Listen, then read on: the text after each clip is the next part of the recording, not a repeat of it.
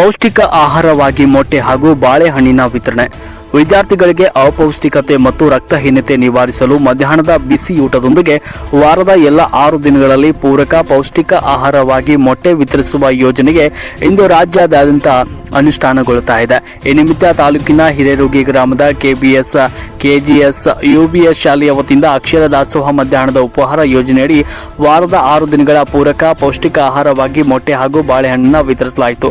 ಈ ಸಂದರ್ಭದಲ್ಲಿ ಎಸ್ಟಿಎಂಸಿ ಅಧ್ಯಕ್ಷ ಮಾಳಪ್ಪ ಪೂಜಾರಿ, ಉಪಾಧ್ಯಕ್ಷ ರಮೇಶ್ ಮಠಪತಿ, ಪರಶುರಾಮ್ ಹೊಸಮನಿ, ಸದಸ್ಯರಾದ ಹನುಮಂತ ಜಳಕಿ, ಸಂತೋಷ್ ಶಾಲುಟ್ಕಿ, ಪಡೆವ ನಡುವಿನಮನಿ, ಶಾಲುಬಾಯಿ ಸೈನಿಸ್ನಾಳ್, ಮುಖ್ಯ ಶಿಕ್ಷಕರಾದ ಅನಿಲ್ ಪತಂಗಿ, ವಿವೈ ಪತ್ತಾರ್, ಎಸ್ಎಸ್ ಅರಬ ಹಾಗೂ ಶಿಕ್ಷಕರ Santosh Bande, S R Chalekar, S M Panchamukhi, Savitri Sangamad, F A Horti, S B Kulkarni, S V Benur, S N Dangi, J C Gunaki, S T Biradar, Shantesh Halagunaki, Shraddha Bankalaga ಮತ್ತು ಅತಿಥಿ ಶಿಕ್ಷಕರಾದ ಬಿಎಸ್ ಹೊಸೂರು, ಪ್ರಜ್ವಲ್ ಕುಲಕರ್ಣಿ ಸೇರಿದಂತೆ ಅನೇಕ ಗ್ರಾಮಸ್ಥರು ಸಂದರ್ಭದಲ್ಲಿ ಉಪಸ್ಥಿತರಿದ್ದರು.